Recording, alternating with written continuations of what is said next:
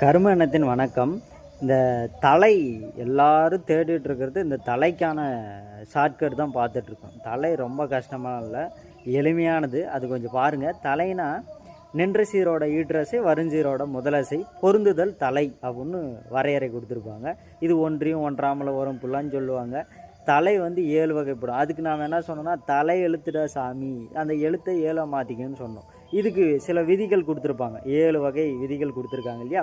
நேரொன்றாசிரியர் தலை, நிறையொன்றாசிரியர் தலை, இயற்சீர் வெண்டலை, வெண்சீர் வெண்டலை, கலித்தலை, ஒன்றிய வஞ்சித்தலை, ஒன்றாத வஞ்சித்தலை.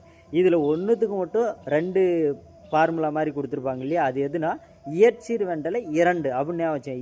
ஈலே வரும், அதுக்கு மட்டும் 2 இருக்கும் அப்படின்னு ஞாபகம் வச்சுக்கணும். இப்போ அந்த விதியில் 3 வார்த்தைகள் தான் இருக்கும். மா முன்னிறை எல்லாம் வில முன்னேர் இந்த மாதிரி தான் இருக்கும். அது முதல்ல சொல் என்னவா இருக்குன்னா, எல்லாத்துக்குமே நான் சொல்கிறத ஞாபகம் வச்சுக்கோங்க. இந்த விலையை மட்டும் இலன்னு ஞாபகம் வச்சுக்கணும். மா விலை மேலே, மா இலை மேலே, மா இலை மேலே 2 காய் 2 கனி.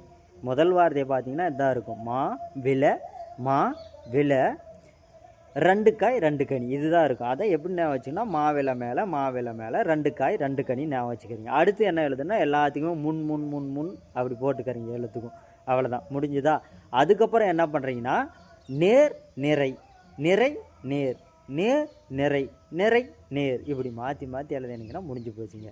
நேர் நிறை, நிறை நேர், நேர் நிறை, நிறை நேர், இப்படி எழுதினீங்கன்னா உங்களுக்கு விதி வந்துடும். நான் உங்களுக்கு முன்னாடி காட்டுறேன். அப்படியே பார்த்தீங்கன்னா உங்களுக்கு கட்டாயமாக புரியும். அதை பார்த்து தெரிஞ்சுக்கோங்க, பார்த்துக்கோங்க. நேரொன்றாசிரியர் தலை, நிறையொன்றாசிரியர் தலை, இயற்சீர் வெண்டலை அதுக்கு மட்டும் 2 வரும். அப்படி பார்த்தீங்கன்னா எளிமையாக இருக்கும். அது மட்டும் கொஞ்சம் பார்த்துக்கோங்க. முன்னாடி உங்களுக்கு காட்டுறேன், பார்த்து புரிஞ்சுக்கோங்க. நன்றி.